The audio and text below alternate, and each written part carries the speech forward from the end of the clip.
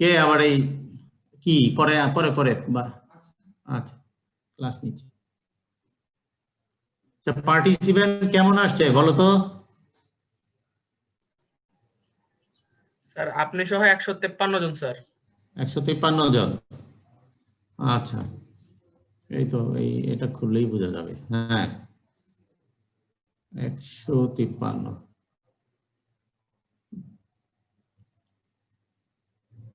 ঠিক আছে। একদম ঘুম থেকে উঠে চোখ মরাতে মানে ঘুম শেষ হয়নি, ক্লাস করে আবার খায় ঘুমায়। ঠিক আছে।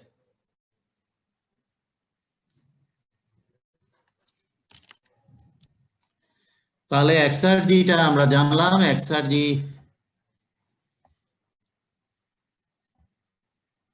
নিয়ে আমরা ছোট ছোট প্রবলেম করেছিলাম। আমরা ডেড স্টেট সম্পর্কে ধারণা দিয়েছিলাম যে সিস্টেমের যদি টেম্পারেচার প্রেসার এনভায়রনমেন্টের সাথে মানে টেম্পারেচার প্রেসার ভেলোসিটি ইত্যাদি সবকিছু এনভায়রনমেন্টের সাথে ইকুইলিব্রিয়ামে থাকে তাহলে এই সিস্টেমটাকে বলছি ডেড স্টেটে আছে। এটা দেখো ডেড স্টেটে আছে। আর ডেড স্টেটে থাকলে এই নেচারে হিউজ এনার্জি আছে অ্যাটমসফিয়ারে, যেহেতু এটা ইকুইলিব্রিয়ামে এনভায়রনমেন্ট টেম্পারেচার অ্যাটমসফিয়ার টেম্পারেচার সেই এখানে এক্সার্জি নাই, ওয়ার্ক পটেনশিয়াল নাই।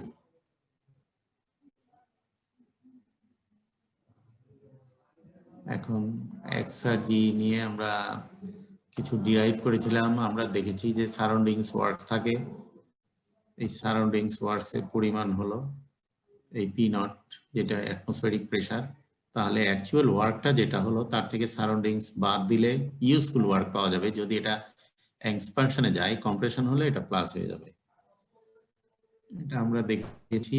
এবং যেখানে কোনো বাউন্ডারি ওয়ার্ক নাই, অর্থাৎ মুভ করছে না বাউন্ডারি, যেমন সাইক্লিক ডিভাইসে বাউন্ডারি মুভ করা সত্ত্বেও এখানে একবার এক্সপানশন হলো, কম্প্রেশন হলো, নেগেটিভ হবে পজিটিভ হবে, আলটিমেটলি কিছুই থাকবে না। এটা হলো সাইক্লিক ডিভাইস। হ্যাঁ, স্টেডি ফ্লো ডিভাইসেও বাউন্ডারি কোনো মুভমেন্ট নাই, সেখানে সারফেস এনার্জি ওয়ার্ক নাই, তারপরে রিজিড ট্যাঙ্ক হলেও নাই, তাহলে সেখানে ইউজফুল ওয়ার্ক বলতে অ্যাকচুয়াল ওয়ার্কটাই হবে। আর আমরা ম্যাক্সিমাম যে রিভার্সিবল ওয়ার্কটা কোনো সিস্টেম থেকে প্রেডিক্ট করছি তার থেকে ইউজফুল ওয়ার্কটা বাদ দিলে যে ডিফারেন্সটা সেটাকেই বলছি reversibility. Useful work potential are useful work যতটুকু ডেলিভার করলো সিস্টেম, এই দুটোর ডিফারেন্সটা হলো রিভার্সিবিলিটি। ইঞ্জিনিয়ারদের এখানে একটা কাজ করার আছে নেচারে, যে তুমি সিস্টেমকে যত বেশি ইমপ্রুভ করবা তত এই ডিফারেন্সটা কমে আসবে। এই ইউটা এই রিভার্সিবলের যত কাছে যাবে আইটা কমতে থাকবে। তার মানে এখানেই আমাদের মেকানিক্যাল ইঞ্জিনিয়ারদের কাজ করার স্কোপ। আমরা এই ডিফারেন্সটাকে যত কমাবো তত আমরা ওয়েস্ট ইরিভার্সিবিলিটি কমাবো, অর্থাৎ ওই এনার্জি থেকে ইউজফুল ওয়ার্ক পটেনশিয়ালে আমরা কনভার্ট করে ফেলবো। ভবিষ্যতের টার্গেটটা এরকম হবে, যদি রিভার্সিবিলিটি কমাই ফেলতে পারি, সিস্টেম ইউজফুল ওয়ার্ক পটেনশিয়ালটাকে যদি বাড়াতে বাড়াতে একদম রিভার্সিবলের কাছাকাছি চলে যাই, একদম মিনিমাম ওয়েস্ট হবে। মিনিমাম ওয়েস্ট মানে এনভায়রনমেন্ট আমরা ক্ষতি করবো না, অনেকটা একদম গ্রিন টেকনোলজি যেটাকে বলছো তোমরা। সেকেন্ড ল অ্যানালাইসিস করে এই গ্রিন টেকনোলজির একটা ধারণা পেলে যে ইরিভার্সিবিলিটিটা যদি কমাইতে পারি, জিরো ওয়েস্ট, এনার্জির ওয়েস্ট নাই, সবগুলোই আমরা কাজে লাগাই ফেললাম, তাহলে এটা হয়ে যাবে গ্রিন। আমাদের টার্গেট এরকমই হবে।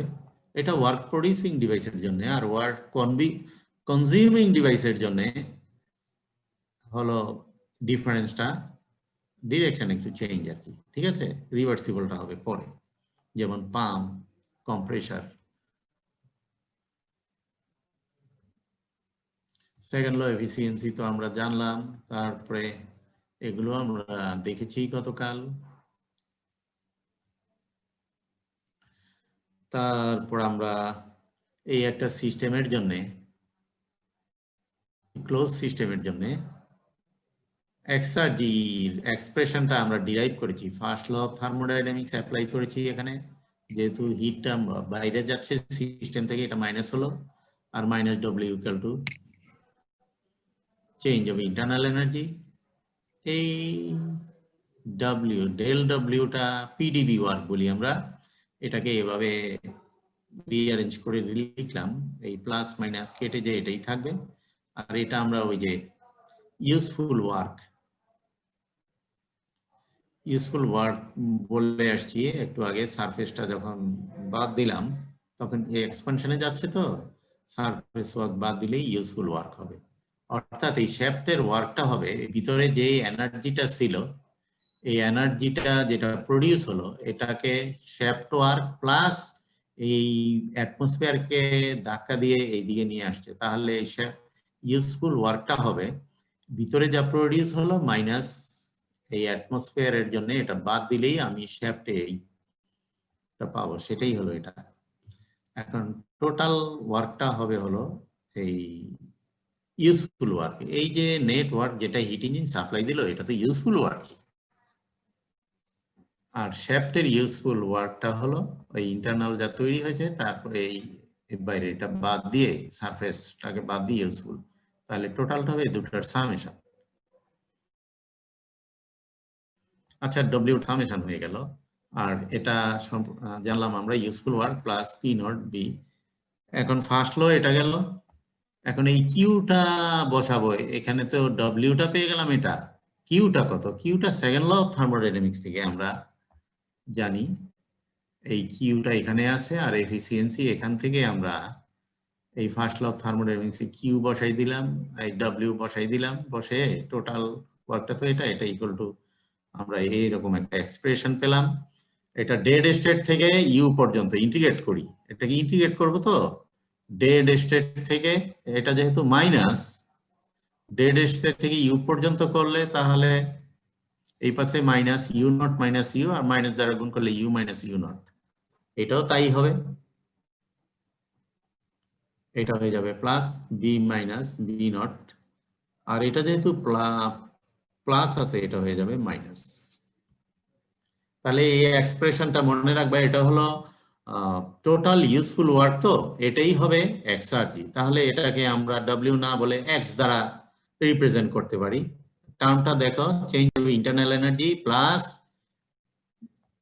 Pressure into change of volume, হ্যাঁ, B minus B naught minus T S, আর কি এস মাইনাস এস নট। এটাই হলো সেই ক্লোজ সিস্টেমের জন্য এক্সআরজি। এখন ওই সিস্টেমে যদি ফ্লুইডটা ফ্লো করে এবং ওই সিস্টেমটা ডাটাম লেভেল থেকে জেড পরিমাণ উপরে থাকে, অর্থাৎ কাইনেটিক এনার্জি এবং পটেনশিয়াল এনার্জি থাকে, তাহলে এই দুটো সরাসরি যোগ করে ফেলবো। আমরা জানি কাইনেটিক এনার্জি আর পটেনশিয়াল এনার্জির এক্সআরজি ওই যা এক্সপ্রেশন তাই পুরোটাই কাজে পরিণত হয়, তাহলে কাইনেটিক এনার্জি ইটসেলফ এক্সআরজি এবং পটেনশিয়াল এনার্জি তাই সরাসরি যোগ করে দিলাম, আর কিছু নয়। এখন এটা তো টোটাল মাসের জন্য, ইউনিট মাসের জন্য কি হবে, এম দ্বারা ভাগ করে নেব, তাহলে এটাকে ক্যাপিটাল ছিল তো এটা ছোট করে লিখবো আর কি। এটা দেখো ফাই আকারে লেখা হয়, ক্লোজ সিস্টেমের জন্য ফাই, আর ওপেন সিস্টেমের জন্য হবে সাই হবে। তো ফাইটা ক্লোজ সিস্টেমের জন্য, change of internal energy plus P not change of velocity minus T change of entropy, আর কাইনেটিক এনার্জি পটেনশিয়াল এনার্জিটা। আচ্ছা, এই এক্সআরজির এই এক্সপ্রেশনটা পার্টিকুলার একটা পয়েন্টের জন্য, সিস্টেম যে স্টেটে আছে পার্টিকুলার একটা স্টেটের জন্য, তাহলে corresponding to every state of system always তুমি একটা এন্ট্রপি এক্সআরজি পাইবা। তাহলে প্রতিটা স্টেটে তুমি এক্সআরজি এস্টিমেট করতে পারবা এইভাবে, ওই স্টেটের ইন্টারনাল এনার্জি কত, ভেলোসিটি কত, এন্ট্রপি কত, ভেলোসিটি, হ্যাঁ, এগুলো দিয়ে তুমি পেয়ে যাবে। এটা হলো ভলিউম, হ্যাঁ, এটা হলো ভলিউম, আর এটা হলো ভেলোসিটি। তাহলে দুটো পাশাপাশি স্টেটে কত সেটা আমি হিসাব করতে পারি। একটা স্টেটে x1 আর একটা স্টেটে যদি x2 হয়, তাহলে difference change of exergy of a close system, দুটো ডিফারেন্স ডিফারেন্স করলে ওই নট গুলো কাটা যাবে আর কি, এইভাবে x2 মাইনাস x1 এইভাবে এই ফাইনালি এই ফর্মুলাটা আমরা মনে রাখবো ইউনিট মাসের জন্য। এই যে change of internal energy, change of volume, change of entropy, সবই পজিটিভ, আর টেম্পারেচারটা হলে মাইনাস। আর এই টার্মগুলো কাইনেটিক এনার্জি, আর এটা হলো পটেনশিয়াল এনার্জি। এটা মনে রাখা খুব একটা কঠিন নয়। আমরা একটু অ্যানালজি দেখবো এনার্জি ইকুয়েশনের সাথে। এটা তো গেল তোমার সিস্টেমটা যখন ক্লোজ হয় তখন চেঞ্জ অফ এক্সার্জি, এটার এক্সপ্রেশন, ডেরিভেশনটাও সহজ, স্ট্রেট ফরওয়ার্ড, খুব জটিল নয়, এবং এটা দিয়ে আমরা অনেক প্রবলেম করতে পারবো। এটা তোমরা ডেরিভেশনটা শিখবা, শিখে কয়েকবার লিখে এই ফাইনাল এক্সপ্রেশন গুলো মনে রাখবা। এখন আমরা যদি ফ্লো সিস্টেম অথবা ওপেন সিস্টেম কাকে বলি? যেখানে ফ্লুইড এন্ট্রি হচ্ছে এবং একদিক দিয়ে এন্ট্রি হচ্ছে আর একদিক দিয়ে ফ্লুইড এক্সিট করছে।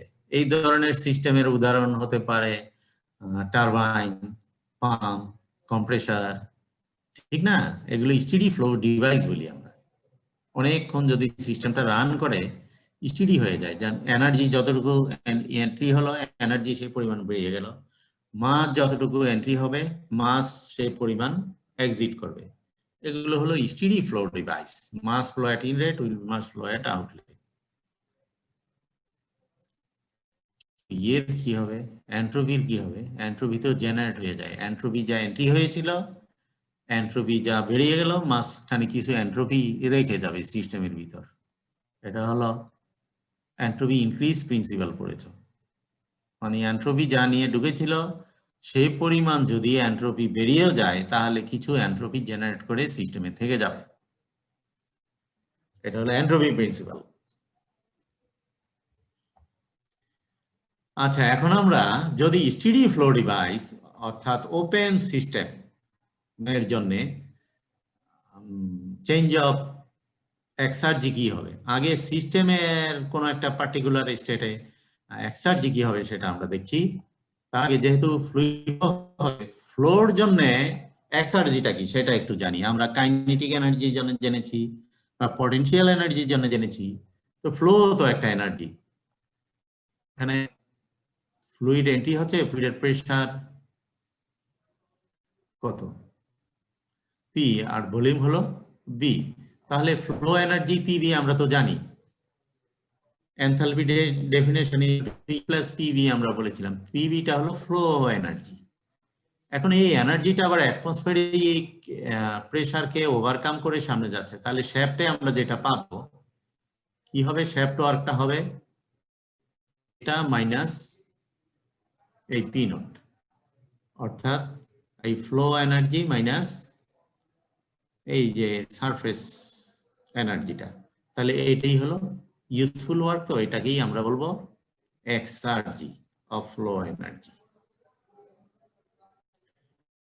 এক্সার্জি অফ ফ্লো এনার্জি, তাহলে এটাকে এক্স দ্বারা যদি রিপ্রেজেন্ট করো তাহলে এটাকেই এইভাবে লিখে P minus P not into V বললাম। তাহলে এই টার্মটা যখন জেনে গেলাম, আমাদের ফ্লো সিস্টেমের জন্য আর আলাদা ডেরিভেশনের দরকার নাই। ফ্লো সিস্টেমে কি হবে জানো? নন ফ্লোয়িং ফ্লুইডের জন্য যে এক্সার্জি ছিল প্লাস ফ্লোর জন্য যেটা অ্যাড হয়ে গেল, তাহলে এটা তো জাস্ট আমরা ডিরাইভ করলাম এই পর্যন্ত। Exergy of non flowing fluid plus এই ফ্লো এনার্জির জন্য এক্সার্জি কথা, এটা যোগ করে দেব। এখন এই পি নট বি আর এখানে পি নট বি আছে, ক্যান্সেল করলে তারপরে ইউ আর পিবি যদি আমি পিবি এগুলো যদি রিঅ্যারেঞ্জ করি, U plus PV, U not P not V not, এটা কিসের ডেফিনেশন? ইউ নট পিবি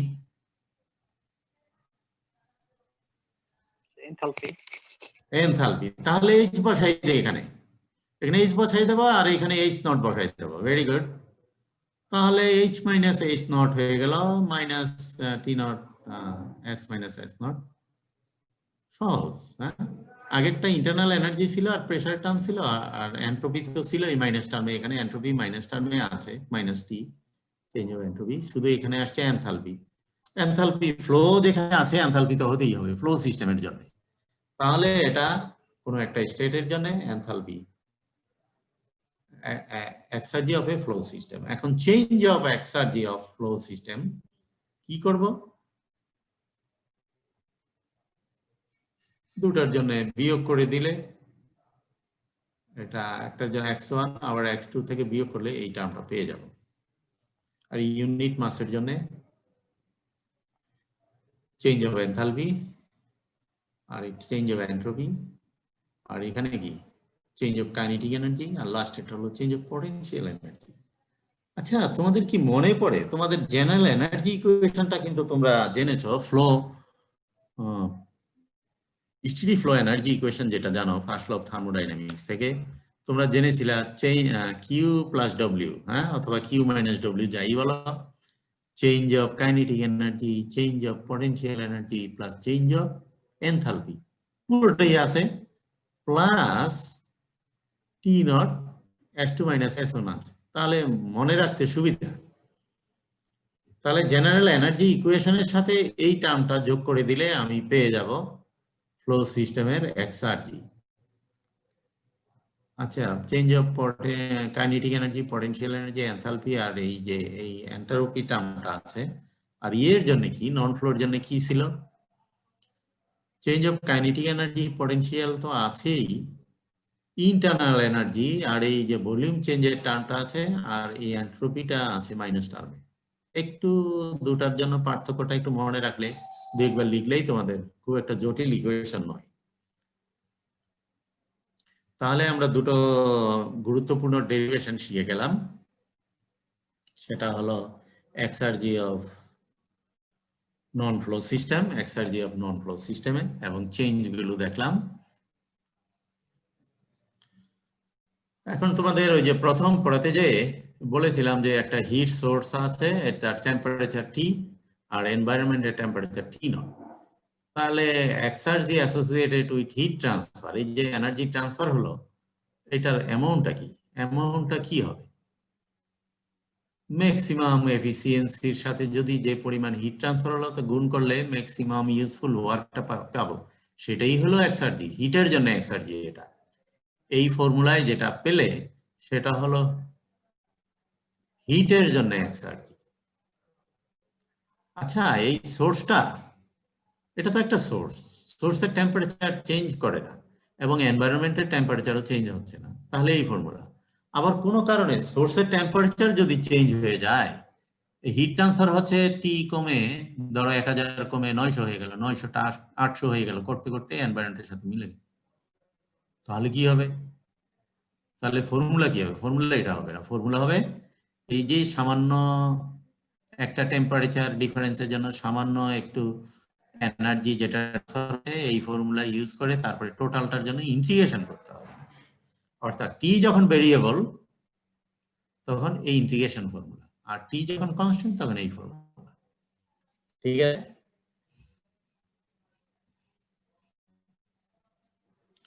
এখন একটা ইন্টারেস্টিং একটা সামারি দেখছি আমরা। ধরো আমরা জানি এইটা একটা ওয়াল দিয়ে এনার্জি ট্রান্সফার হবে, হিট এনার্জি যাবে যদি নন ইনসুলেটিং ওয়াল হয়। টেম্পারেচার ডিফারেন্স থাকতে হবে, ফাইনাইট টেম্পারেচার ডিফারেন্স না হলে এনার্জি ট্রান্সফার হবে না। অর্থাৎ T1 থেকে T2 যদি কম হয় তবেই না এই বাম পাশ থেকে ডান পাশে মিডিয়াম 1 থেকে মিডিয়াম 2 তে হিট ট্রান্সফার হবে। এটা যদি হিট ল এনার্জি থেকে জানি যে পরিমাণ হিট এন্ট্রি হয়েছিল সেই পরিমাণ হিটই এক্সিট করবে, তাহলে কিউ ইকুয়াল টু কিউ, এটা হিট ট্রান্সফার। এটা ফার্স্ট ল অফ থার্মোডাইনামিক্স থেকে জানি এই দুটো সমান। এখন এন্ট্রপির কি খবর? এই কিউ ডিভাইডেড বাই T1 দিলাম আর এখানে কিউ ডিভাইডেড বাই T2 দিলাম। এই কিউ বাই T1 তো এন্ট্রপি, T1 তো T2 থেকে বড় হওয়াতে এই T2টা বড় দিয়ে যখন কোনটা T1টা আর T2টা ছোট দিয়ে যখন একই জিনিসকে ভাগ করব তাহলে এই ডান দিকের টার্মটা বেড়ে যাবে না? T2 দ্বারা যখন এটাকে ভাগ করব কিউকে, নাকি? Yes sir. তো বেড়ে গেলে আমরা এন্ট্রপি দেখছি বেড়ে গেল, তো তাই হয়, আমরা তো এতদিন তাই পড়ে আসছি। Entropy increase principal.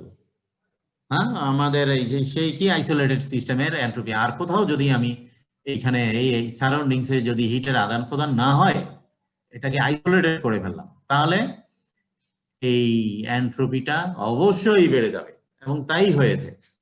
Energy same থেকেছে, এন্ট্রপি বেড়ে গেছে। এক্সার্জির কি অবস্থা?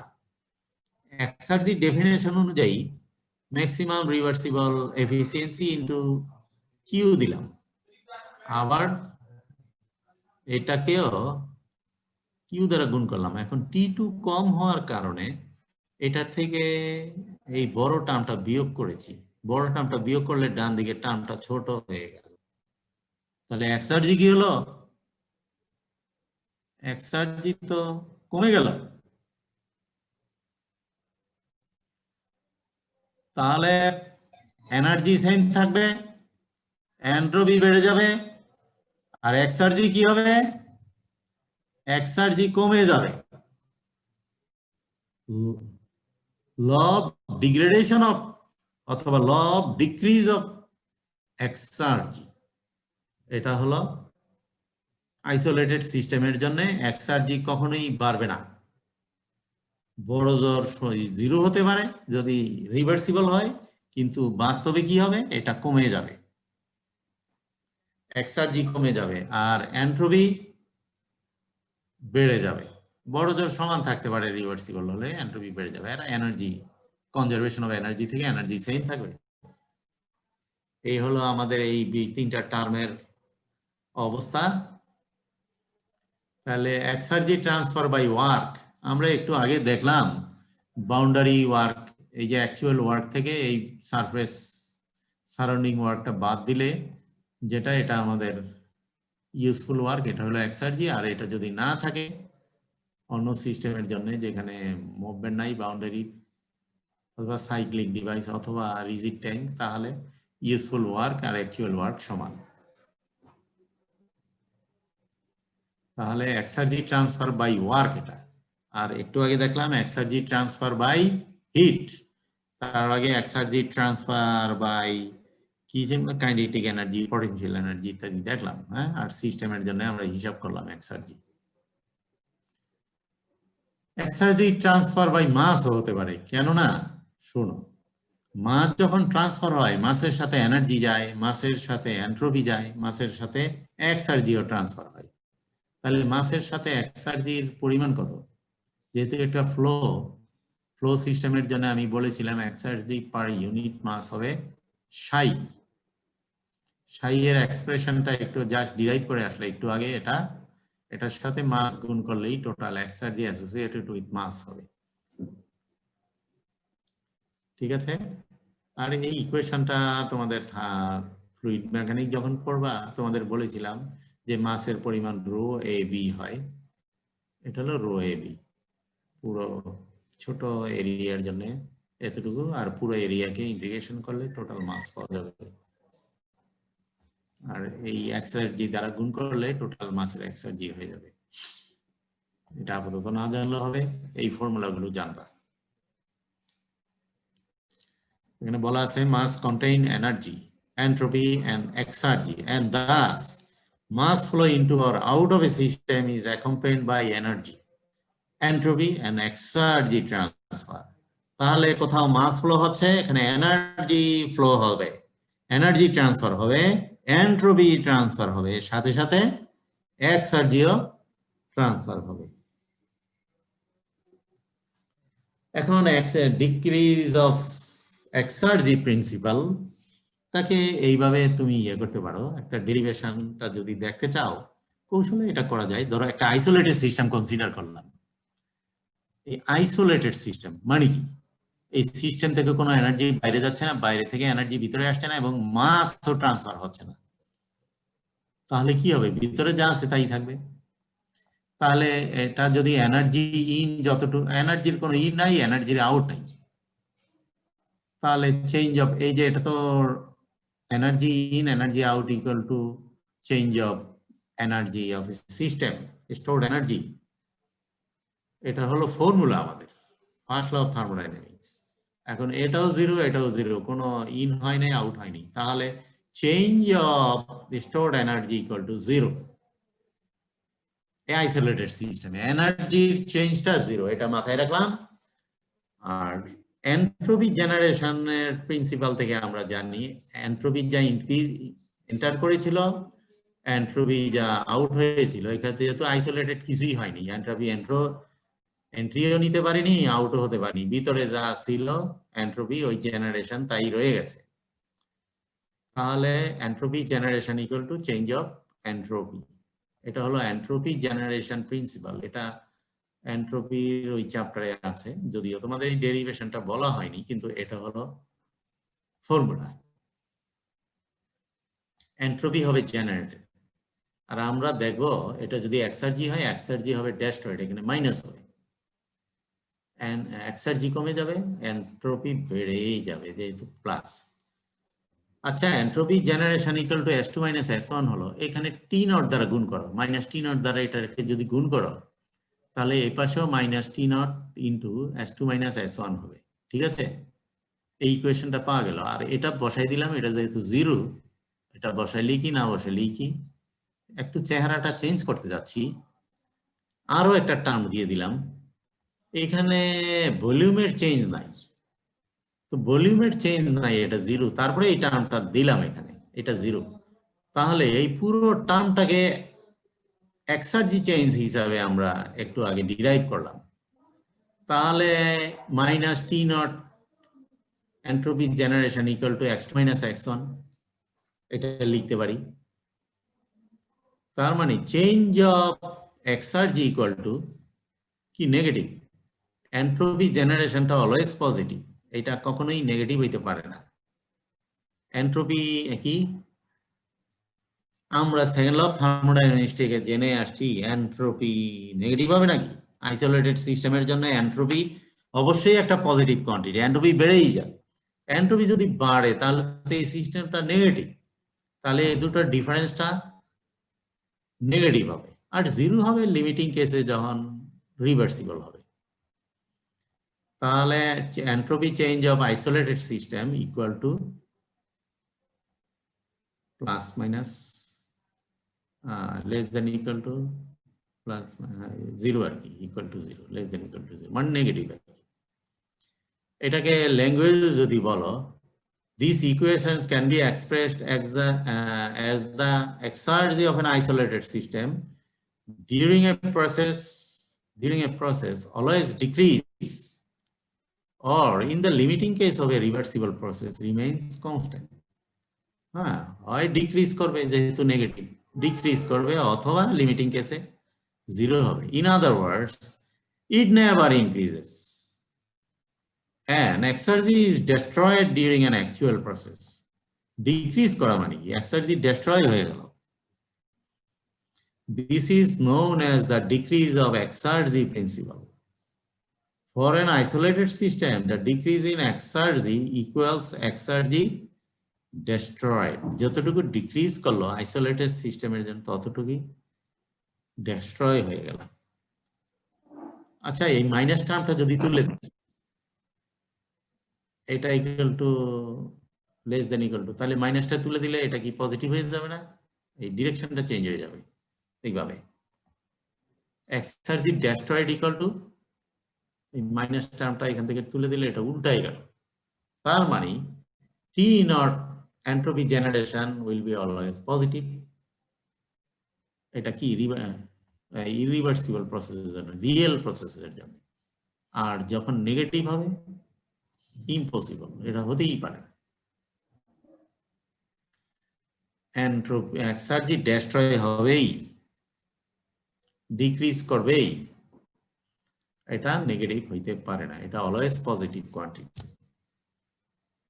ঠিক আছে, exergy destroyed is a positive quantity for any actual process and become 0 for a reversible process.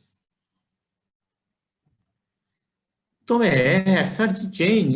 Exergy change কোন সিস্টেমের জন্য, ধরো এটা একটা সিস্টেম, এটা সারাউন্ডিংস, এখান থেকে হিট ট্রান্সফার হচ্ছে বাইরে, তাহলে এখানে চেঞ্জ অফ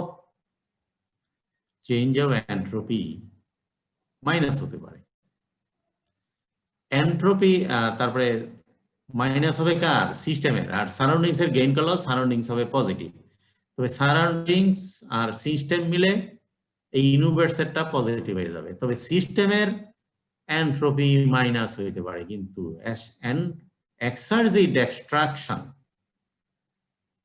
কখনোই মাইনাস হবে না, এটা অলওয়েজ পজিটিভ হবে। তাহলে এক্সার্জি চেঞ্জ হবে system can be negative, but the exergy destruction can not. Exergy চেঞ্জটা হয়ে যাবে নেগেটিভ হতে পারে, তবে ডিস্ট্রাকশনটা কখনোই নেগেটিভ হবে না। এই হলো আমাদের কথা এক্সার্জি নিয়ে। এক্সার্জির এখন ফর্মুলাটা কি? এন্ট্রপির মতোই ফর্মুলা। এখানে কোনো একটা সিস্টেম আছে, এই সিস্টেমে বলতে পারো the exergy change of a system during a process is equal to the difference between the net exergy transfer through the system boundary and the exergy destroyed within the system. মানে total energy exergy enter করলো সিস্টেমে minus total exergy leave করলো। এই কাজটা করার জন্য সিস্টেমে কিছু এক্সার্জি ডেস্ট্রয়েড হয়ে গেল, এটা যেহেতু পজিটিভ কোয়ান্টিটি এটাকে মাইনাস দিতে হবে। এটাই হলো change in the total exergy of the system. সিস্টেমে এটা চেঞ্জ ফাইনাল এক্সার্জিটা হবে এন্টার করলো, লিভ করলো, আর ডেস্ট্রয় হলো যতটুকু, এই সবগুলো মিলে এটা টোটাল হবে সিস্টেমের জন্য। ইকুয়েশনটা x in x out minus x destroyed equal to change of entropy। এই হলো ফর্মুলা। এখন তোমরা যদি প্রবলেম করতে চাও, এখান থেকে ধরো এরকম একটা ব্রিক ওয়াল আছে, টেম্পারেচার আছে এপাশে 27, এপাশে 0, থিকনেস আছে 30 ডিগ্রি সেলসিয়াস। এখন বলা হলো determine the rate of exergy destruction in the wall and the rate of total exergy destruction associated with this heat transfer process। কিছুই না, এই প্রবলেমটা যত বড় হিসাবটা তত বড় নয়। কিরকম? একটু আগে জাস্ট যে ইকুয়েশনটা বলা হলো ইকুয়েশনটা লিখবা, যেহেতু এটা স্টেডি ফ্লো হলে এই রেট ইকুয়েশনটা এটা জিরো হয়ে যাবে। এই টার্মটা রেট টাইমের সাথে কোনো ভেরিয়েশন নাই। রেট ইকুয়েশনের একটা সুবিধা হলো কি, টাইমের সাথে সিস্টেমের প্রপার্টির কোনো ভেরিয়েশন করবে না, তখনই বলা হচ্ছে স্টেডি। এখন স্টেডি হলে এই রাইট হ্যান্ড সাইড 0, তাহলে এখানে এগুলো বসায় দেয় কিউ ইন কিউ আউট। এই ফর্মুলা তো আমরা জানি, exergy associated with heat transfer, এই ফর্মুলা আমরা জানি, মাইনাস এটাও জানি, ডেস্ট্রয়েডটা বের করবো ইকুয়াল টু 0, তারপরে হিসাব করে 52 কিলোওয়াট পেয়ে গেলাম। ইজি। আবার তোমরা জানো exergy destroyed equal to T not generation. Second law of thermodynamics এর এন্ট্রপির ফর্মুলা দিয়ে যদি এটা বের করতে পারো, এন্ট্রপি জেনারেশন এটা দেখা গেল 0.341 আছে, সেঞ্জেলের বইতে চ্যাপ্টার 7 এ আছে। তারপরে ওই টেম্পারেচার এনভায়রনমেন্ট টেম্পারেচার দ্বারা গুণ করলে সেটা পাওয়া যাবে। এখানে পেয়েছিলা ডেস্ট্রয়েডটা 93.2 93.1 হয়েছে। দুভাবেই করা যায়। এটা গেল একটা প্রবলেম এক্সার্জি ডিস্ট্রাকশন নিয়ে। এখানে আরো একটা এক্সাম্পল আছে।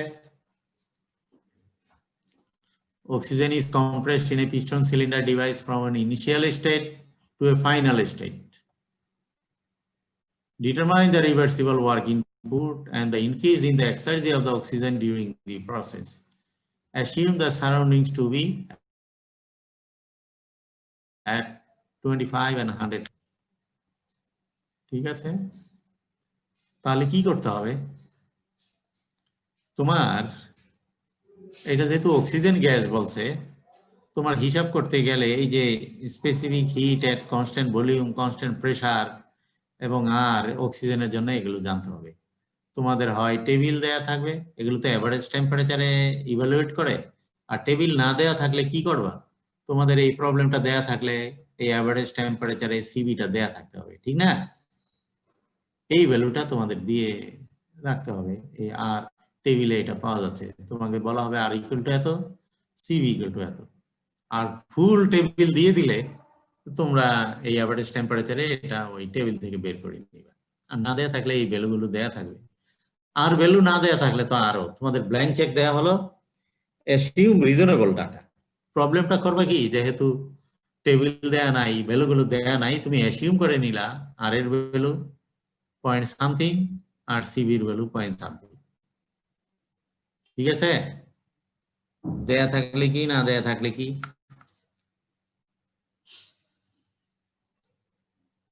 তাহলে এই ফর্মুলা, চেঞ্জ অফ এন্ট্রপির ফর্মুলা আমরা আগে ডিরাইভ করে এসেছি, সেখানে চেঞ্জ অফ এন্ট্রপি বের করলাম। তাহলে এই ফর্মুলা তো একটু আগে আমরা দেখলামই, এই ফর্মুলাটাকে সিম্পলি এই ফর্মুলা দুটো ব্যবহার করে তাহলে আমরা রিভার্সিবল এই চেঞ্জ অফ কি, চেঞ্জ অফ এক্সার্জির ফর্মুলাটা তো আমরা জানি, এই যে এরকম সরাসরি এটা ব্যবহার করতে পারো, এত কিছু লেখার দরকার নাই। ইউ টু ইউ1 আর ইন্টারনাল এনার্জিটা হলো টেম্পারেচারের ফাংশন, যেহেতু গ্যাস সিবি টি, এটা তো জানো।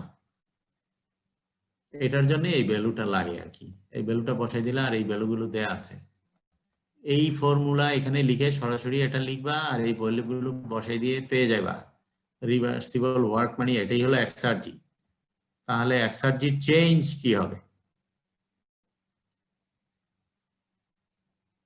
এই দুটো ডিফারেন্স। এক্সার্জি চেঞ্জ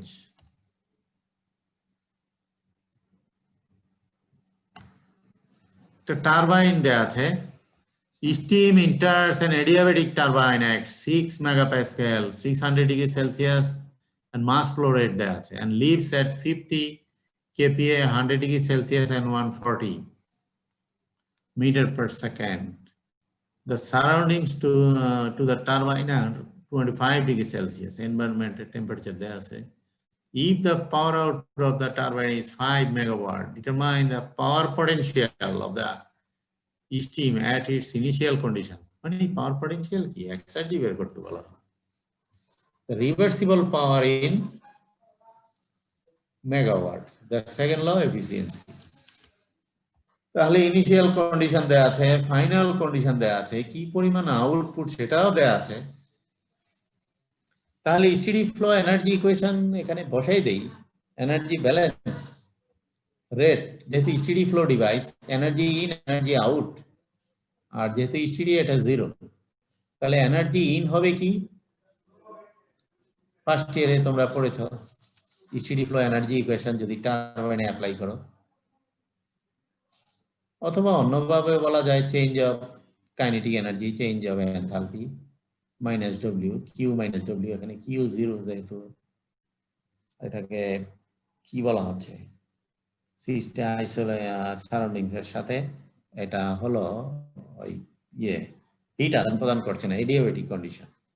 অথবা সরাসরি এনার্জি ইন, এনার্জি ভেলোসিটির জন্য কাইনেটিক এনার্জি, এটার জন্য এনার্জি, টেম্পারেচার এটার জন্য এনার্জি, এনার্জি ইন, আর এনার্জি আউট হয়েছে এই -5 আর এই যে এগুলোর জন্য, সিস্টেম 2 এর জন্য। তাহলে এনথালপি, এনথালপির ভিতরে কি আছে, ইন্টারনাল এনার্জি আছে প্লাস ফ্লো এনার্জি আছে। তাহলে এনথালপি আমরা সরাসরি স্টিমের বের করতে পারি। তাহলে energy in energy out, enthalpy plus kinetic energy inlet minus enthalpy kinetic energy outlet. Potential energy টার্মটা এখানে নেগলিজিবল, এখানে নাই, আর মাইনাস কিউ তো নাই, তবে শ্যাফট ওয়ার্ক আছে মাইনাস ইকুয়াল টু 0। আর যেহেতু steady flow device, mass flow at inlet will be mass flow at outlet, অর্থাৎ এটাও 0, তার মানে m1 ইকুয়াল টু m2 অর্থাৎ m। তাহলে m এর পরিমাণ তো দেয়াই আছে, m এর পরিমাণ দেয়া আছে, 80 কোথায় দেয়া আছে নাকি, না দেয়া না থাকলে বের করব, এখানে দেয়া নাই। তাহলে এখানে আউটপুটের পরিমাণ দেয়া আছে এনথালপির চেঞ্জটা বের করবে স্টিম টেবিল থেকে, আর ভেলোসিটি তো দেয়া আছে, তাহলে এখানে বসাই দেই। চেঞ্জ অফ কাইনেটিক এনার্জিটা, এটা হলো চেঞ্জ অফ কাইনেটিক এনার্জি, আর এটা হলো চেঞ্জ অফ এনথালপি, আর তাহলে মাস ফ্লো রেটটা এখান থেকে পাওয়া যাবে। কাইনেটিক এনার্জি এভাবে হিসাব করলাম, আর এনথালপিটা বের করব, প্রেসার টেম্পারেচার দেয়া আছে, এনথালপি বের করলাম স্টিম টেবিল থেকে, আর এনভায়রনমেন্টাল কন্ডিশনে এই এনথালপি এন্ট্রপি, আর P2 তে এটা পেলাম। তাহলে এই ডিফারেন্সটা মাস ফ্লো রেটটা এভাবে পাওয়া যাবে। এনথালপি H1 H2 বসাই দিলাম, আর এটা তো একটু আগে হিসাব করলাম, আর এটা দেয়া আছে 5 মেগাওয়াট। তাহলে এগুলো বসাই দিয়ে মাস ফ্লো রেটটা 5.16 পেলাম। তাহলে এই এক্সার্জির এক্সপ্রেশনটা আমরা এটা জানি, আর যেহেতু পটেনশিয়াল এনার্জি টার্ম 0 আগে ধরে আসছি, তাহলে এটা 0। আর এনথালপি জাস্ট হিসাব করলা, ওই স্টিম টেবিল থেকে বের করলা, এগুলো এখানে লিখে দিলা, আর এমটা পেয়ে গেলাম 5.16, এখানে বসাই দিলাম, দিয়ে আমরা এন্ট্রপি পেয়ে গেলাম। তারপরে আবার একই ফর্মুলা ব্যবহার করে এই যে আবার চেঞ্জটাও পাওয়া যাবে প্রবলেম। তাহলে সেকেন্ড ল এফিসিয়েন্সি কি হবে? রিভার্সিবল ওয়ার্ক আর অ্যাকচুয়াল ওয়ার্ক। অ্যাকচুয়াল ওয়ার্ক তো দেওয়া আছে, এখান থেকে রিভার্সিবল ওয়ার্কটা পেয়ে গেলাম। এই দুটোর ডিফারেন্সটাই হলো রিভার্সিবল ওয়ার্ক আউটপুট। এইভাবে প্রবলেমগুলো করতে হবে। প্রবলেমটা তোমরা